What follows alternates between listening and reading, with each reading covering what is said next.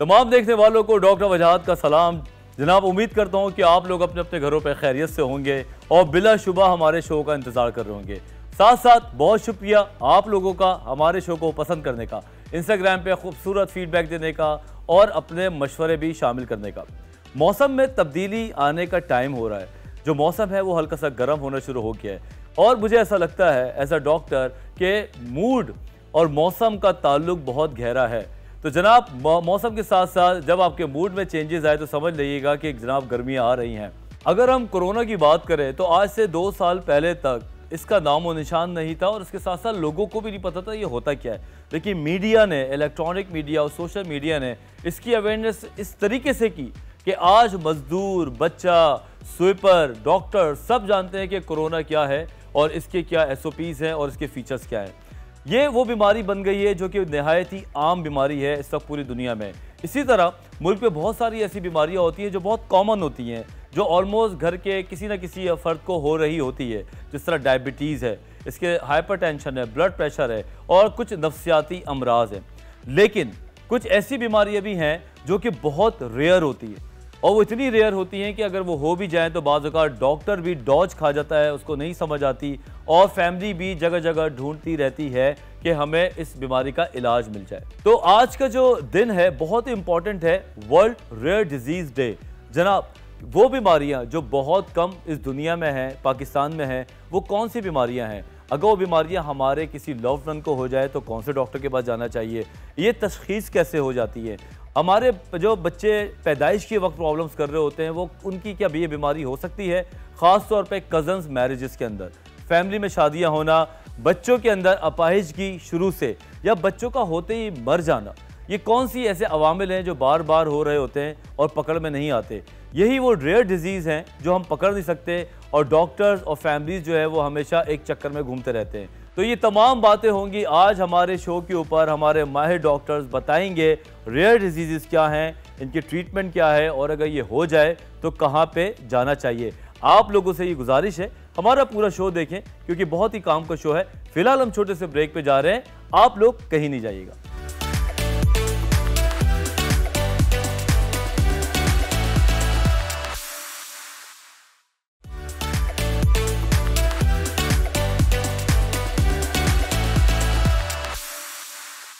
Welcome back after the break. तो जनाब, अब हम बात करते जा रहे हैं उन बीमारियों के हवाले से जो कि पाकिस्तान में क्या पूरी दुनिया में बहुत कम होती हैं, अपने फेवरेट सेगमेंट में जिसका नाम है हेल्थ एंड वेलबींग।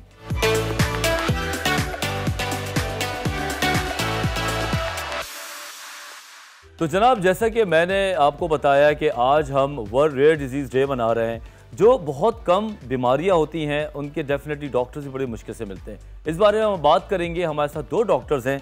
पहली है doctor Leena Jafri, consultant chemical pathologist and assistant professor of Aga Khan University. साथ है हमारे डॉक्टर मोहसिना नूर इब्राहिम, पीडियाट्रिशियन है एंड पीडियाट्रिक एंडोक्राइनोलॉजिस्ट। अस्सलाम वालेकुम डॉक्टर। सबसे पहले तो बहुत आपका थैंक्स कि आपने हमारे लिए टाइम निकाला आज के अहम दिन पे जिसका नाम है वर्ल्ड रेयर डे डिजीज़।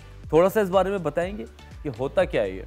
देखिए, रेयर डिजीज़ेज़ दुनिया में ऐसी बीमारियां जो बहुत कम लोगों में पाई जाती हैं, लेकिन इसमें तकरीबन हर 10,000 लोगों में से 5 लोगों को ये बीमारी हो सकती है और बहुत कम इसका नॉलेज है और बहुत लोगों में कम अवेयरनेस है इसके बारे में। लेकिन ये तकरीबन 3,000 से 7,000 तक की बीमारियां जो कि दुनिया भर में मानी जाती हैं कि ये बहुत कम बच्चों में या बड़ों में पाई जाती हैं।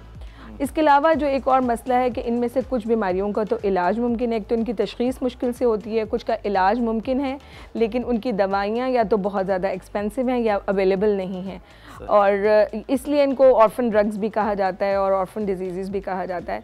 लेकिन बहरहाल अब दुनिया भर में इसके बारे में बहुत अवेयरनेस क्रिएट की जा रही है। पाकिस्तान में भी इसकी अवेयरनेस पे बहुत काम हो रहा है और पाकिस्तान में भी ये बीमारियां बहुत कॉमन, बहुत रेयर नहीं है, बल्कि कहा जाता है एक जुमला इसके बारे में, मुझे rare is not that rare, यानी कि इतना भी कम नहीं है जितना हम समझते हैं। लोगों को इसके बारे में पता नहीं है, बल्कि अनफॉर्चुनेटली कभी कभी डॉक्टर्स को भी इसके बारे में पता नहीं होता क्योंकि वो बहुत बीमारियां बहुत कम होती हैं, और कुछ लोग इसको आम, माँ बाप कहते रहते हैं कि हमारा बच्चा कुछ सही नहीं है, कुछ ग्रो नहीं कर रहा या कोई मसला है, लेकिन डॉक्टर कहते हैं नहीं, कोई ऐसे ही कोई मसला नहीं है, और उसको इग्नोर कर दिया या पता नहीं चला।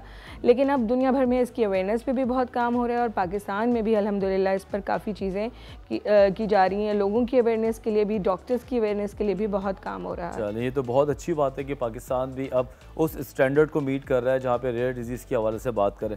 डॉक्टर साहब, ये रेयर का जो वर्ड है, ये किस थीम के तहत यहाँ पे रखा गया है, कुछ इस बारे में बताना पसंद करेंगे? बिल्कुल, देखिए ये रेयर डिजीज़ डे जो है लास्ट डे ऑफ फरवरी, यानी फरवरी का जो आखिरी दिन है, जैसे कि आखिरी तारीख 29 Feb is usually a rare day. क्यों? क्योंकि हर 4 साल बाद आते हैं, इसलिए ये फरवरी के आखिरी तारीख को मनाया जाता है। मतलब आज का दिन जो है वो रेयर, आज हम बैठे हैं 28 फरवरी 2021 को, तो आज रेयर डिजीज़ डे है। और अभी भी मैं कहूँगी कि पाकिस्तान में बहुत काम करने की ज़रूरत है, क्योंकि जो चैलेंजेस पाकिस्तान फेस करता है वो थोड़े से अलग हैं दूसरे ममालिक से। सबसे बड़ी बात ये कि जैसे ये डिसऑर्डर्स या ये पेशेंट्स रह रहे हैं, उसी तरह यहाँ पे एक्सपर्ट्स जो कि इन बीमारियों की सही तशख़ीस कर सकें वो भी रह रहे हैं। लेबॉरेटरी टेस्ट्स जो कि इन पूरी जो डायग्नोस्टिक बैटरी होती है ना, वो नहीं अवेलेबल है, वो भी रह रहे हैं। तो आपके पास ये बच्चे या ये फैमिलीज़ अक्सर भटकती रहती हैं, गोल गोल घूमती रहती हैं। इनकी तशख़ीस टाइम पे होना बहुत ज़रूरी है। कौन कौन सी ऐसी पाकिस्तान में रेयर डिजीज़ हैं जो आप लोग का जिसका वास्ता पड़ता है, और कुछ डॉक्टर से वो मिसडायग्नोज होकर आपके पास आती है? इसमें सबसे देखिए, पाकिस्तान में चूँकि हमारे पास एक और बहुत बड़ा मसला फैमिली मैरिजेस और कंसैंग्युनिटी का बहुत रुझान है, तो इसलिए हमारे पास जेनेटिक डिजीज़ भी बहुत कॉमन है, और जेनेटिक डिजीज़ के अलावा भी रेयर डिजीज़ जो हैं वो बहुत कॉमन है। अच्छा, तो जो मतलब हमें जेनेटिक डिजीज़ में रेयर डिजीज़ का रुझान बहुत ज़्यादा है। जेनेटिक डिजीज़ में कोई भी डिजीज़ हो सकती है, बट रेयर डिजीज़ भी होती हैं। अब इसमें सबसे ज़्यादा कॉमनली जो जिसे हम अपनी ज़बान में इनबॉर्न एरर ऑफ मेटाबॉलिज्म कहते हैं, मेटाबॉलिक डिसऑर्डर्स हैं, जो कि आमतौर पर हम कहते हैं कि बच्चे को बार बार इन्फेक्शन हो रहा होता है, लेकिन उसमें वो इनबॉर्न एरर ऑफ मेटाबॉलिज्म होते हैं। दूसरा एक और चीज़ जो बोन और बोन हड्डियों और हड्डियों से रिलेटेड डिसऑर्डर्स हैं, जिसको हम बहुत देखते हैं, रिकेट्स, जिसे हम हड्डियों के टेढ़ेपन की बीमारी, या हड्डियाँ बार बार टूट जाती हैं, उसको ऑस्टियोजेनेसिस इम्परफेक्टा कहते हैं, वो हमारे पास बहुत बड़ी तादाद में मौजूद है।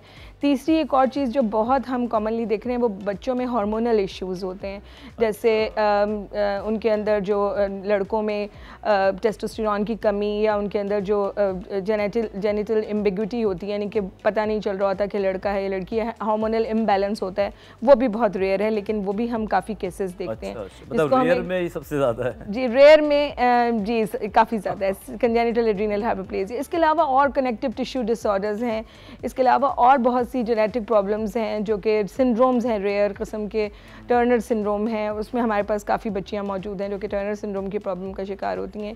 शॉर्ट स्टेचर, कद छोटा होने की बीमारी, जिसे आमतौर पे हम लोग देखते हैं कि एकॉन्ड्रोप्लेजिया, हड्डियों के वजह से वो बच्चे का कद अननेचुरली, एकॉन्ड्रोप्लेजिया भी छोटे कद में काफ़ी कॉमन है, काफ़ी लोग उसका शिकार होते हैं। तो ये तमाम डिजीज़ पाकिस्तान में हम देख भी रहे हैं, और किसी हद तक उनको ट्रीट करने की। एक और बहुत अहम डिसऑर्डर, इसको स्टोरेज डिसऑर्डर्स कहते हैं, जिसमें जो बॉडी के जो केमिकल्स जिनको बाहर निकल जाना होता है, वो जिस्म की तिल्ली में या जिगर में जमा होने लगते हैं, जिससे उनकी जिगर और तिल्ली बढ़ जाते हैं बच्चों की, तो इसको स्टोरेज डिसऑर्डर्स कहते हैं। गौशे है और बहुत सी डिजीज़ हैं। थोड़ा सा मैं ये ऐड करना चाहूँगी, डॉक्टर साहिबा ने इनहेरिटेड मेटाबॉलिक डिसऑर्डर्स या इनबॉर्न एरर ऑफ मेटाबॉलिज्म जैसे पहले कहा जाता था, इनको का भी जिक्र दिया है। तो इसमें हम जो देख रहे हैं उसमें methylmalonic aciduria, biotinidase deficiency, maple syrup urine disorder, urea cycle disorders, ये भर भर के हमारे पास आते हैं आम खान में, ठीक है।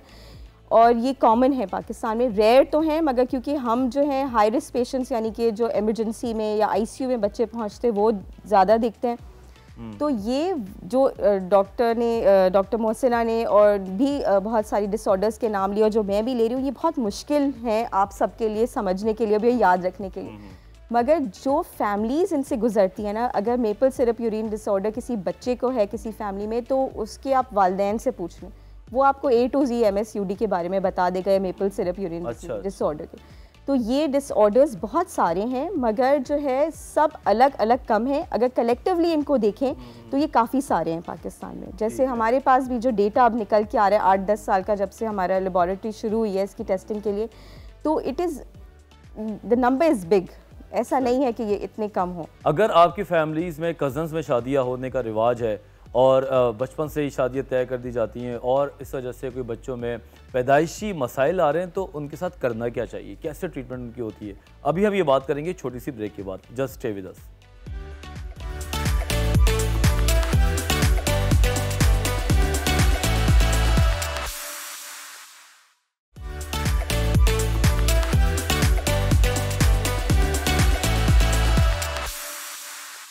जी जनाब, अमूमन कोई भी बीमारी होती है तो वो बीमारी अपना नाम लेके तो आती नहीं है, उसके कुछ ना कुछ क्लिनिकल फीचर्स होते हैं जिसको हम अलामात कहते हैं। वो अलामात हमारे बच्चों में कैसे कैसे हो सकते हैं जिसकी वजह से हमें अंदाज़ा हो कि कोई अल्लाह ना करे रेयर डिजीज़ का शिकार है। डॉक्टर साहबा, कौन कौन सी ऐसी अलामात हैं जो आपने अपने तजुर्बात में देखी हैं?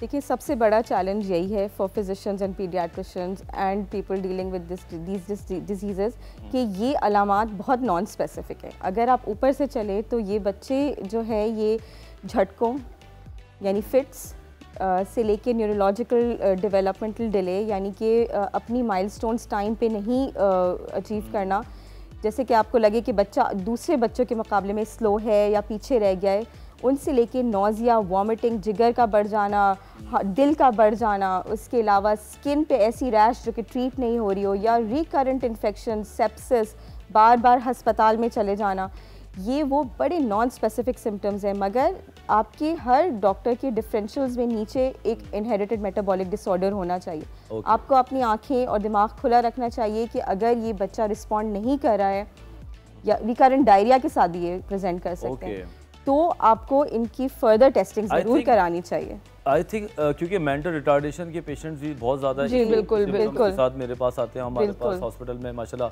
आई एम वेरी हैप्पी कि जिन्ना हॉस्पिटल में साइकेट्री बहुत अच्छा काम करती है and I am very happy कि मैं वहाँ का एक हिस्सा हूँ। बिल्कुल। अब एमआर का एक पेशेंट आता है, फ़र्ज़ करें वो एमआर नहीं है लेकिन आपकी वाली बात है कि वो उसके डिले माइलस्टोन है, उसके साथ मसला है। अब उससे आप कैसे अंदर तक जाएंगे कि इसको पता चले कि रेयर डिजीज का शिकार हो रहा है? ऐसे कोई टेस्ट वगैरह हैं? क्योंकि ज़रूरी तो नहीं है सारे डिले माइलस्टोन वाले एमआर हो, ये बात मुझे समझ आई है आपकी भी। देखिए, अगर हम रेयर डिजीज़ेस को स्पेसिफाई करें इनहेरिटेड मेटाबॉलिक डिसऑर्डर्स में, तो मैं इसका जवाब ज़्यादा है क्योंकि ये इनहेरिट मेटाबॉलिज्म यानी कि जब मेटाबॉलिज्म क्या होता है, जब बच्चा खाना खाता है या एक आदमी खाना खाता है, प्रोटीन, कार्बोहाइड्रेट, फैट्स को टूटना होता है ताकि एनर्जी मिले और बॉडी अपना काम, सेल्स अपना काम कर सके। तो इन जेनेटिक डिसऑर्डर्स में होता है ये इनहेरिटेड मेटाबॉलिक डिसऑर्डर्स में कि ये साइकिल आगे नहीं बढ़ता क्योंकि जीन की डिफेक्ट की वजह से कोई एंजाइम या तो डिफेक्टिव होता है या डेफिशिएंट होता है, जिसकी वजह से उस बच्चे को वो न्यूट्रिशन नहीं मिल पा रहा होता। उससे पहले के साइकिल के जो जितने भी मेटाबोलाइट्स हैं ना, वो बढ़ना शुरू हो जाते हैं जो कि पॉइजनस या टॉक्सिक होते हैं। ठीक है, तो ये है इनहेरिटेड मेटाबॉलिक डिसऑर्डर्स। अब इनके लिए जो फर्स्ट लाइन इन्वेस्टिगेशंस हैं जो कि बिल्कुल शुरू में करानी चाहिए, वो एक सिंपल CBC, आप इन्फेक्शन को, कॉमन प्रॉब्लम्स को, एनीमिया टाइप की को रूल आउट करें। सही है। उसके अलावा आप लिवर के टेस्ट करवाएं, आप किडनी फंक्शन टेस्ट करवाएं, अमोनिया, लैक्टिक एसिड, ये बेसलाइन इन्वेस्टिगेशंस हैं जो ज़रूर करानी चाहिए। अगर आप इसे कराएं तो आपको लगता है कि इससे हम धागा पकड़ लेंगे, बिल्कुल। अगर कुछ पॉजिटिव मिलता है then you go for the second line investigations जो कि यूरिन, ऑर्गेनिक एसिड्स और प्लाज्मा अमाइनो एसिड्स हैं। जी मैडम, आप अच्छा, मैं इस सिलसिले में इनबॉर्न एरर के अलावा जो एक बहुत अहम चीज़ है वो हाइपोथायरॉयडिज्म है या थायराइड डिसऑर्डर्स हैं, जिनमें बच्चे जो एक इंतहाई आसान और सस्ता टेस्ट है और जिसको अगर हम बर वक्त तशख़ीस कर लें तो हम उस बच्चे की पूरी ज़िंदगी, ये मेंटल रिटार्डेशन आपका जिक्र किया, is the most common cause of mental retardation in our setup. और अनफॉर्चुनेटली और फॉर्चुनेटली कुछ इस तरह से कि हमारे पास बहुत से बच्चे डायग्नोज नहीं होते और वो ज़िंदगी भर जहनी कमज़ोरी का शिकार हो जाते हैं। और थायराइड प्रॉब्लम्स को अब सिंपल एक टेस्ट से TSH जिसे हम कहते हैं, जो कि बहुत सस्ता, बल्कि गवर्नमेंट हॉस्पिटल्स में फ्री ऑफ कॉस्ट अवेलेबल है। अगर आप जिन्ना में भी आ जाएं तो वहाँ पे आपने एक पर्ची कटा के आपका टेस्ट 200 रुपये में भी, बल्कि फ्री हो जाते हैं, हम तो फ्री में भी कर देते हैं। एक और चीज़ जो बहुत अच्छी अभी हमने अपने national Institute of Child health में सिंध गवर्नमेंट के तहत शुरू हुई है, उसमें तमाम बच्चे जो इस वक्त गवर्नमेंट हॉस्पिटल्स में पैदा हो रहे हैं उनका TSH हम एज ए स्क्रीनिंग करते हैं, यानी कि बर वक्त उनका इलाज होता है और हमने काफ़ी बच्चे तकरीबन 200 से 300 बच्चों की हमने इस तरह से स्क्रीनिंग में तशख़ीस की और बाद में उनको ट्रीट भी किया है। तो it is not very rare और काफ़ी कॉमन है, और अगर हम अर्ली पिक कर लें तो ज़िंदगी भर की जहनी माजूरी से उन बच्चों को और उनके पेरेंट्स को इस ट्रॉमा से बचाया जा सकता है। बिल्कुल। और इसके अलावा जो दूसरी डॉक्टर लीना ने बोला कि जो इनबॉर्न एरर ऑफ मेटाबॉलिज्म है, उसमें हमारे पास बहुत से बच्चे आमतौर पे एपिलेप्सी के तौर पे ट्रीट हो रहे होते हैं, यानी कि झटकों की बीमारी है, भाई मिर्गी की या फिर कोई झटके ही हुए जा रहे हैं। मगर जब आप उनको गौर से देखें, उनका मुआयना करें और उनके मज़ीद टेस्ट कराएं तो फिर वो पता चलता है कि इनको ग्लूटारिक एसिड्यूरिया, ये जो रेयर डिसऑर्डर है इनबॉर्न, वो भी हो सकते हैं। और उनका भी अगर बर वक्त इलाज हो तो उनकी सीवियर मेंटल रिटार्डेशन बचाई जा सकती है। लेकिन आपके प्रोग्राम की तवज्जुह से मैं ये कहूँगी कि thyroid is a very easy and बहुत आसानी से और बहुत अर्ली ट्रीटेबल डिजीज़ है। जैसे डॉक्टर मोहसिना ने जैसे न्यूबॉर्न स्क्रीनिंग का जिक्र किया, तो एक जो चैलेंज पाकिस्तान में जो दूसरे ममालिक अमेरिका, बरतानिया और वहाँ दूसरी जगहों पे नहीं है, वो ये है कि वहाँ पे जब बच्चा पैदा होता है ना, तो डे 2 ऑफ लाइफ यानी सेकंड डे ज़िंदगी के, वहाँ उसकी हील से एक छोटा सा ब्रिक करके एक ब्लड स्पॉट ले लिया जाता है कार्ड के ऊपर। और ये जो सारी मेजॉरिटी बीमारियों का हम जिक्र करें ना, उन सब की स्क्रीनिंग दूसरे दिन हो जाती है, चाहे वो बच्चा हेल्दी हो या अनहेल्दी। और उसके वालिदैन को एक आइडिया हो जाता है कि हाँ स्क्रीनिंग हो गई है और इस बच्चे को जैसे कॉन्जेनाइटल हाइपोथायरॉयडिज्म, ग्लूटारिक एसिड्यूरिया है या नहीं है। जो हम बच्चे देख रहे हैं पाकिस्तान में, वो बिल्कुल ऐसा केस नहीं, क्योंकि यहाँ पे स्क्रीनिंग नहीं है। हम भी खान में सिर्फ हम यहाँ पे थायराइड खरीद रहे होते हैं ना। बिल्कुल हम झूले नहीं, वो भी वजूहात अलग हैं। यहाँ वो वहाँ पे स्टेट रन है, गवर्नमेंट की जिम्मेदारी है। यहाँ आप पॉकेट से पे करें, और ये भी है, ये गवर्नमेंट की जिम्मेदारी है कि हर बच्चे को स्क्रीन किया जाए दूसरे दिन लाइफ के। हमने जो प्रोग्राम शुरू किया है, it is free of cost, they don't have to pay anything. मजीद अभी डॉक्टर साहब से बात करेंगे, ब्रेक का टाइम आ रहा है।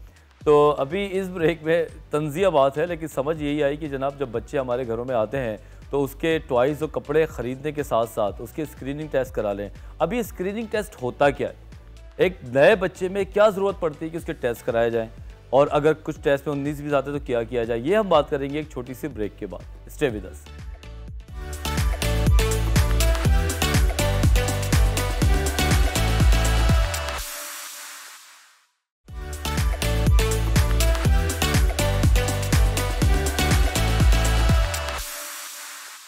तसव्वुर यही किया जाता है कि एज के साथ साथ टेस्ट कराए जाएं, जब तक कोई बीमारी ना आए तो टेस्ट कराए जाएं। लेकिन इसकी क्या वजह है कि जब बच्चा पैदा हो तो उसके हील के नीचे से स्पॉट लेके कुछ स्क्रीनिंग टेस्ट कराया जाए, लेकिन है ये बहुत इंपॉर्टेंट। डॉक्टर साहब, कौन से टेस्ट हैं, किस तरीके से स्टार्ट करते हैं? फैमिली की काउंसलिंग भी बड़ी ज़रूरी है कि बच्चे के, नौज़ायदा बच्चे के टेस्ट क्यों हो रहे हैं, क्योंकि पाकिस्तान में आपको पता है ये सारे चैलेंजेस हम डॉक्टर्स जो हैं फेस करते हैं। प्लीज़। देखिए, मैं एक प्राइवेट हॉस्पिटल से बिलोंग करती हूँ, और वहाँ पे जो खान के अंदर जो बच्चे वहाँ पर पैदा होते हैं, उन सब का कॉन्जेनाइटल एड्रीनल हाइपरप्लेजिया और कॉन्जेनाइटल हाइपोथायरॉयडिज्म जैसे कि जिना में भी हो रहा है, उन 2 के टेस्ट होते हैं। मगर अनफॉर्चुनेटली हम बाहर से सैम्पल्स नहीं लेते। अच्छा जी, तो ये बहुत इम्पॉर्टेंट है समझना कि JPMC खान के अलावा 1-2 सेंटर्स शायद और होंगे, कुछ NGOs हैं वो करिए, बाकी कहीं ये टेस्ट अवेलेबल नहीं है इस वक्त पाकिस्तान में। खान भी जो ऑफ़र कर रहा है वो सिर्फ इन पेशेंट्स के लिए, यानी कि जो ख़वातीन वहाँ पे बच्चे पैदा करिए उन बच्चों का हो रहा है।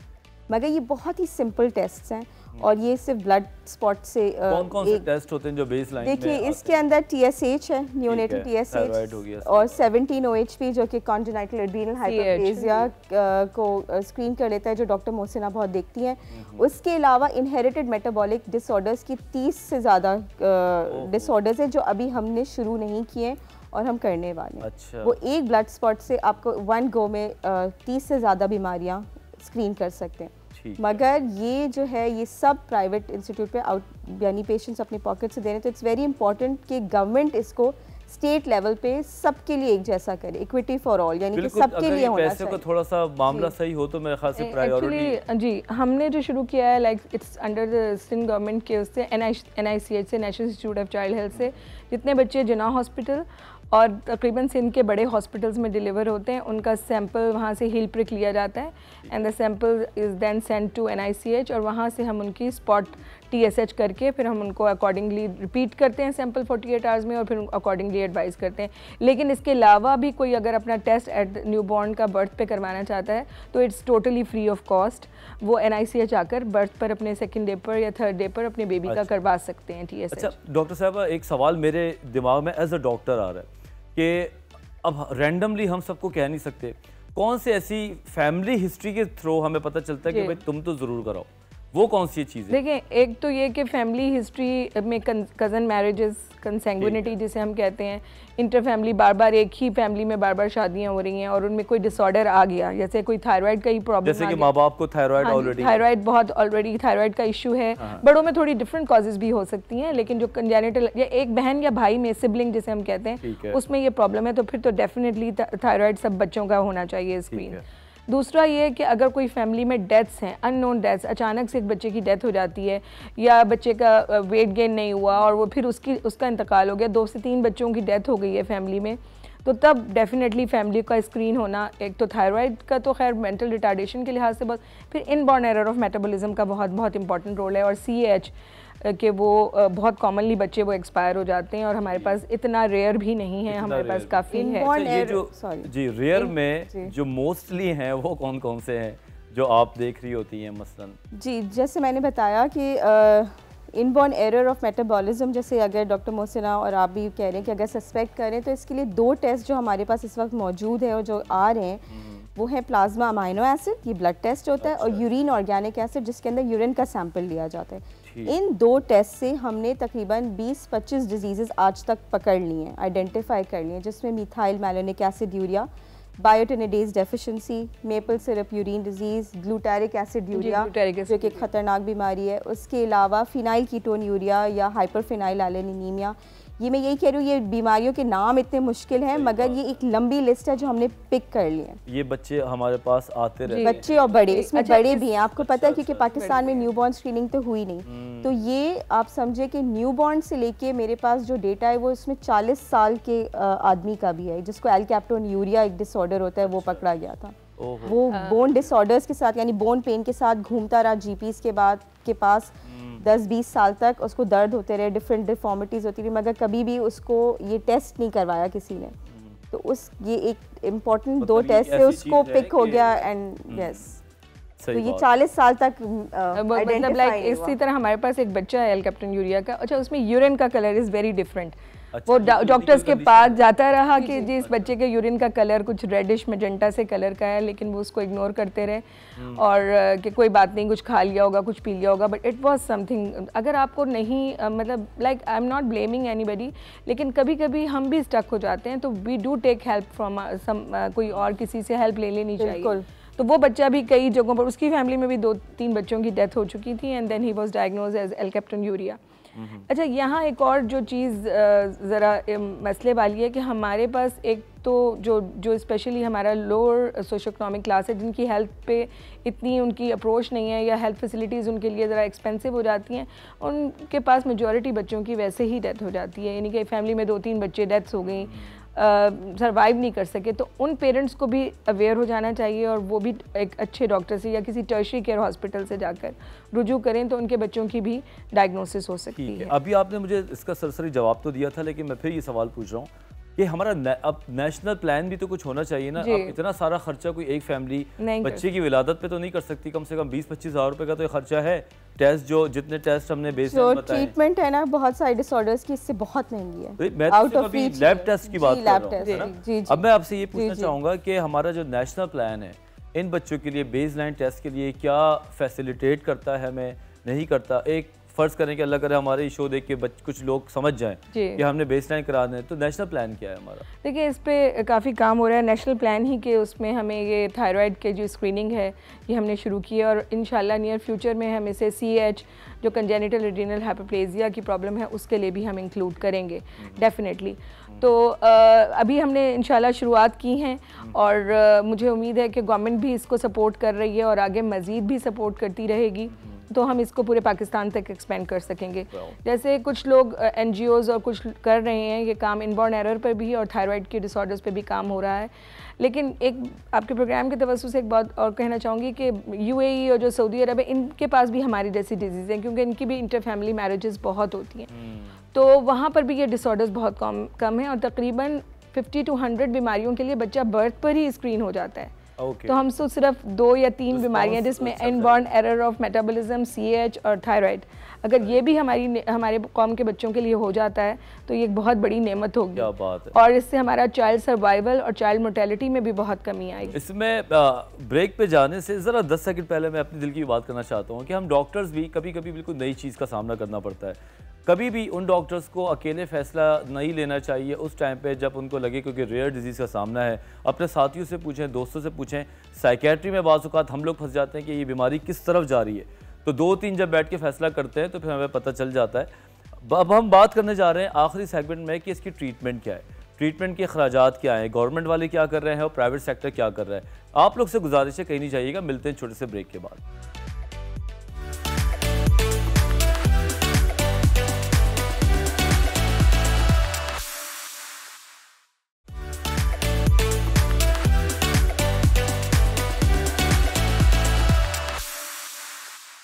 एक स्टिकर है बहुत ही काम का जिस पे लिखा है एक साथ। पहले तो हम इसको लगा लेते हैं और इसके बारे में डॉक्टर लीना हमें बताएंगी कि एक साथ है क्या।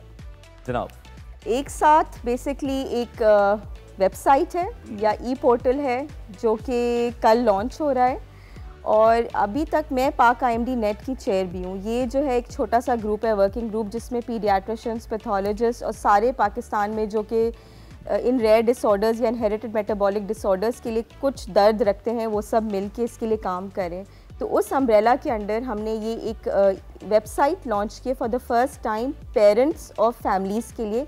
तो ये 1 मार्च को लॉन्च होगा? जी 1 मार्च को उन बच्चों के लिए, जो उन फैमिलीज़ के लिए जिनके पास ऐसे बच्चे हैं और वो गोल गोल घूमते रहते हैं, भटकते रहते हैं। इस वेबसाइट पे बेसिकली इन्फॉर्मेशन है फॉर फैमिली। ये तो बहुत अच्छी बात है कि अगर आपने अपने बच्चे का ज़रा सा भी कंफ्यूजन है तो आप वेबसाइट पे देखें, आपको रास्ता मिल जाएगा। जी वाह। अच्छा डॉक्टर साहब, एक बात हमारी चल रही थी, कंटिन्यू करते हैं कि जेनेटिक टेस्टिंग वगैरह, इसके हवाले से आप क्या कहेंगे? अच्छा देखिए, इनकी तमाम बीमारियां जो रेयर डिजीज़ हैं उनमें से मेजॉरिटी जेनेटिक्स हैं।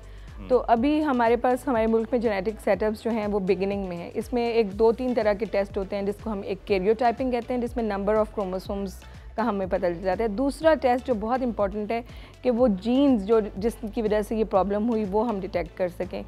अभी हमारे मुल्क में तो ये सेटअप इतना अच्छा नहीं है, लेकिन हमने कोलैबोरेशन में NICH से ये शुरू किया है और हम तकरीबन बहुत ही कम रेट पर अपने बच्चों के ये जो टेस्ट जो हमसे रजू करते हैं उनके टेस्ट बाहर भिजवाते हैं और उनकी हम जेनेटिक टेस्टिंग कर रही हैं, जो कि मेरे ख्याल में इस वक्त पाकिस्तान में सबसे कम रेट पर हो रहा है। दूसरी एक बहुत फ़ायदा ये भी होता है कि बाज़ औक़ात हम खुद श्योर नहीं होते कि ये डायग्नोसिस है या नहीं है, तो वो जेनेटिक से कन्फर्म भी हो जाता है और फिर फ्यूचर कि अगले बच्चे में कितना चांस है और इस बीमारी का क्या अगले बच्चे में पैदा होने से पहले हम डायग्नोस कर सकते हैं, उसका भी हम पता चला सकते हैं। यानी एंटीनेटल डायग्नोसिस में भी जेनेटिक टेस्टिंग हेल्प करती है। ठीक है। अच्छा डॉक्टर लीना, मुझे बताएं कि फैमिली चैलेंजेस क्या आते हैं?